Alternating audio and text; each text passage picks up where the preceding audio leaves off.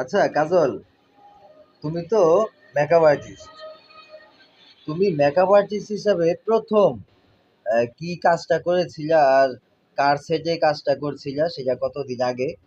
এটা একটু বলো, এটা একটু জানতে চাই। প্রথম বলতে তো এরকম কোনো কিছু না, তবে অবশ্য প্রথম কাজ করছি মুকুল মোল্লা নামে একজন ডিরেক্টর, ওনার সেটে আমি ফার্স্ট মেকআপ আর্টিস্ট হিসাবে কাজ হয়। কিন্তু মেকআপ আর্টিস্ট হিসাবে ফার্স্ট কাজ হয়েছে আমার সিনেমাতে। সেটা হচ্ছে ময়নাদ্বীপ ছবি, কক্সবাজারে। আমার উস্তাদ আমাকে রেখে চলে আসছিল। ওখানে 15 দিনের লট ছিল। অবশ্য ওস্তাদ 4 দিন করে, বাকি দিনগুলো আমি নিজে কাজ করছি। তখন একটা অভিজ্ঞতা, সাহস হলো যে সিনেমা এত বড় একটা প্রোডাকশনে আমি একা কাজ করতেছি, তার মানে আমি মেকআপ আর্টিস্ট হতে পারি।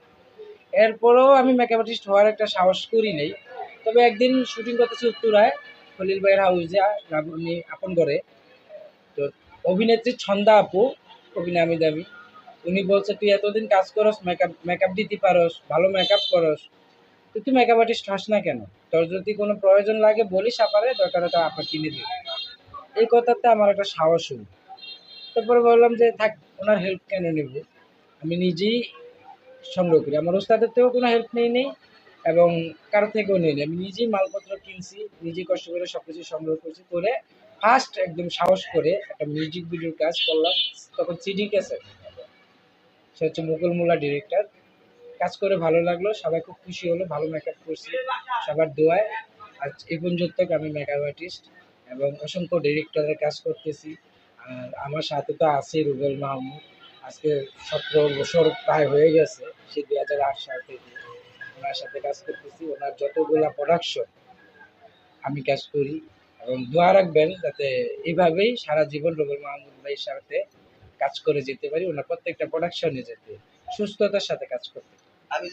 আচ্ছা তুমি তো, আমরা যতদূর জানি তুমি মেকআপ আর্টিস্ট হওয়ার আগে তুমি ভালো একজন ডান্সার ছিলা। তো সেই ডান্সের ওই জায়গাটা ছেড়ে, তুমি ভালো একজন ডান্সার ছিলা, সেই জায়গাটা ছেড়ে হঠাৎ করে তোমার এই মেকআপ আর্টিস্ট হয়ে ওঠা কেন?